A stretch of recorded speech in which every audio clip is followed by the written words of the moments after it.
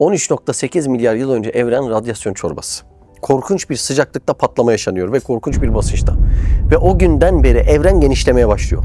Bu olaydan sonra ilk oluşan şey parçacıklar. Hangi parçacıklar? Hidrojen, helyum. Zaten biraz sonra yıldızları göreceğiz. Yıldızın enerji üretme şekli hidrojeni helyuma dönüştürecek, bir nötron fırlayacak, enerji açığa çıkacak. Hidrojen, helyuma, nötron çıktı, enerji çıktı. Hidrojen, helyuma, nötron çıktı, enerji çıktı. Zamanla soğuma yaşanır, evren kümeleşir, galaksiler meydana gelir, galaksilerin içerisinde milyonlarca yıldız meydana gelir ve denge içinde sistem devam eder. Buradaki ana mesele Big Bang'den sonra evrenin sürekli genişleme meselesi. Amerikalı astronom Edwin Hubble, biliyorsunuz 1929'da kullandığı dev teleskopla yıldızların ve galaksilerin birbirinden uzaklaştığını keşfediyor. Mesela biz şişmemiş bir balonun üzerine siyah noktalar koysak, balonu şişirmeye başlasak neyi görürsünüz? Siyah noktaların birbirinden uzaklaştığını.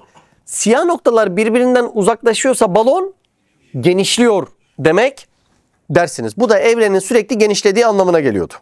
Soruyu sorayım.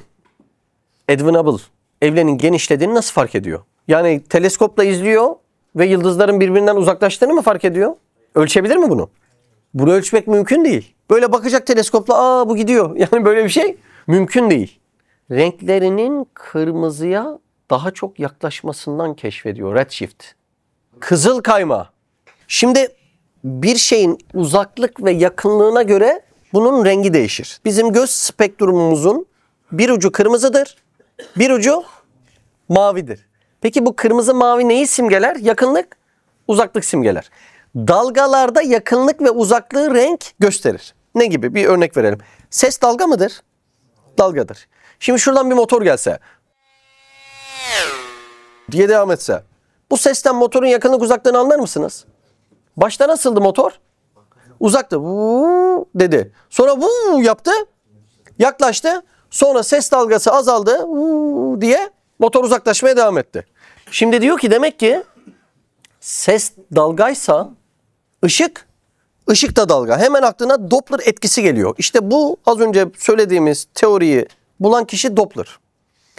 Doppler etkisine göre bir dalga uzaklaşıyorsa kırmızıya çalar.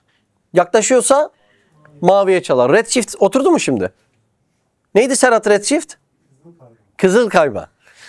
Yani gezegenlerin gittikçe renginin kırmızıya yaklaşmasından uzaklaştığını anlıyorlar. Bizim motorun sesinden uzaklaştığını anladığımız gibi. Çünkü ses de dalga, ışık da dalga. Çok enteresan mesele. Zariyat 47.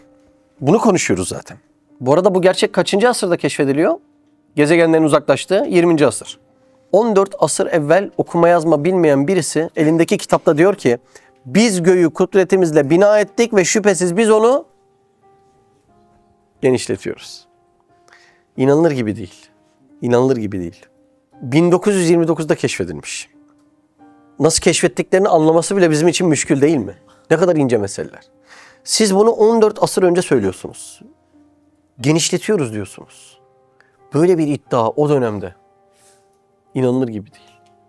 Bu mümkün değil, bir beşer kelamı olamaz. Demek ki bu haberi veren kimse evreni genişleten de odur. Yani Allah'ın haberidir.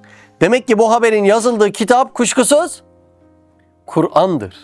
Demek ki bu kitaptan haber veren kuşkusuz Allah'ın elçisidir. Hiç şüphe yok, zerre şüphe yok.